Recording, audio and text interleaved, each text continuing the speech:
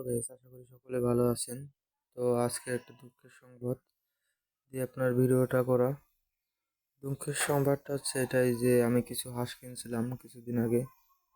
তার মধ্যে দুইটা হাঁস অসুস্থ, একটা হাঁস বাচ্চা মারা গেছে, আর দুইটা হাঁসের বাচ্চা খুবই অসুস্থ।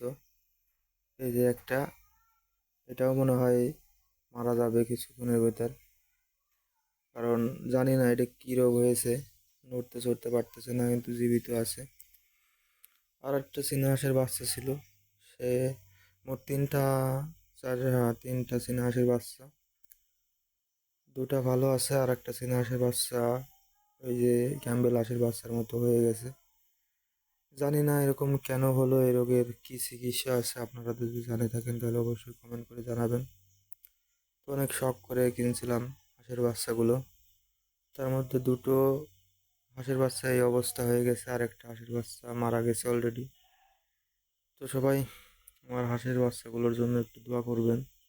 আর ওই রোগটা কী জন্য হলো, কেন হলো, কিছুই বুঝতে পারলাম না। আমার মা বলতেছে ওই যে এইগুলো নাকি কারেন্টে ফুটানো, এই জন্য ওদের এরকম হয়।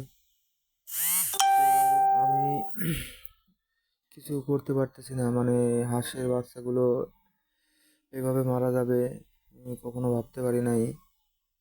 তো এই রোগের কোনো চিকিৎসা আছে কিনা অবশ্যই আপনারা কমেন্ট করে জানাবেন।